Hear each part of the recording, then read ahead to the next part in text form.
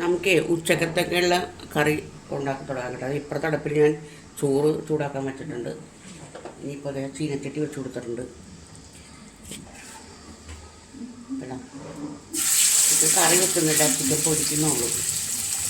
ഇതും കൂടി കഴിഞ്ഞാൽ തീർന്നു. 2 ആഴ്ചയായി ചിക്കൻ വാങ്ങിച്ചിട്ട്. 2 ആഴ്ചയല്ല, അതിലും കൂടുതലായി തോന്നുന്നുണ്ട്.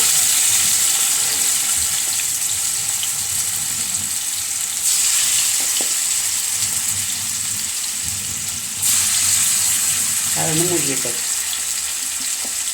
വേറെ പ്രശ്നം ഇതൊന്നുമില്ല. ഇതിനകത്തൊരു തക്കാളി അരിഞ്ഞിടുക, സവോള വാട്ടുക, പച്ചമുളക് ഇടുക. പച്ചമുളക് ഇടണ്ട, എല്ലാം ഞാൻ അരച്ച് പുരട്ടി അതിനകത്ത്. ഒരു സിമ്പിൾ ചിക്കൻ വറുത്തത്. പിന്നെ വെണ്ടയ്ക്ക മെഴുക്ക് പുരട്ടിയുണ്ട്. പിന്നെ അത് കൂടാണ്ട് രാവിലത്തെ മുട്ടക്കറിയുണ്ട്.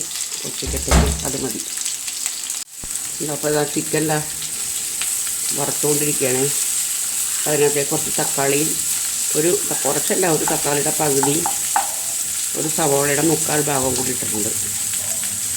കുറച്ച് കാന്താരി മുളകും കൂടി ഇതിനകത്തേക്ക് ഇട്ട് കൊടുത്തിട്ടുണ്ട്.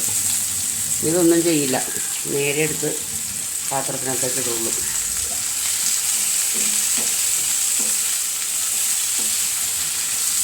ഇടയ്ക്കൊക്കെ നമുക്ക് വെറൈറ്റി ആവണ്ടേ. എന്നും ഒരേപോലെ വ്യത്യാസിക്കാവുന്നില്ല.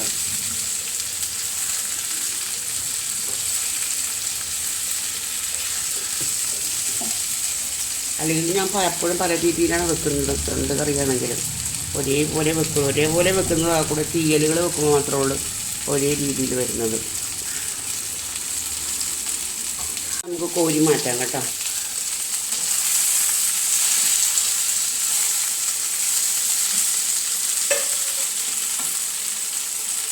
ഇത്രയും മതി. ഞാൻ എടുക്കാൻ ഭയങ്കര താഴത്തോട്ട് ഇറക്കി വെച്ചിട്ടെടുക്കാം. വെണ്ട കടപ്പത്തേക്ക് ഇട്ട് കൊടുത്തിട്ടുണ്ട്. അപ്പോൾ വെണ്ടയ്ക്കകത്ത് സവോളയും വെണ്ടയ്ക്കയും മാത്രമേ ഇട്ടിട്ടുള്ളൂ. ഉണക്കമുളക് ഇടാറൊക്കെ സമയത്ത്, അതുകൊണ്ടാണ് അങ്ങനെ വെച്ചത്. കുറച്ച് ഉപ്പിട്ട് കൊടുക്കുന്നുണ്ട് മുകളിലേക്ക്. അവിടെ എണ്ണ ഒഴിച്ചിട്ടായിരുന്നു.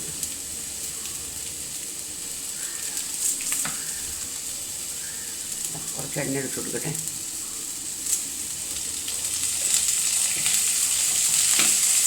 അതറിഞ്ഞൊന്ന് ഫ്രൈ ആവട്ടെ. ഫ്രൈ ആവണ്ട, ഭയങ്കരമായിട്ട് ഫ്രൈ ആവണ്ട. ഞാൻ കാണിക്കാം ആ സമയം.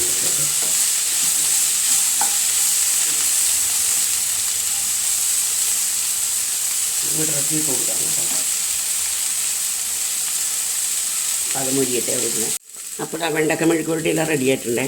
അപ്പോൾ ഞാൻ ഇത് ഓഫ് ചെയ്യുകയാണ് കേട്ടോ.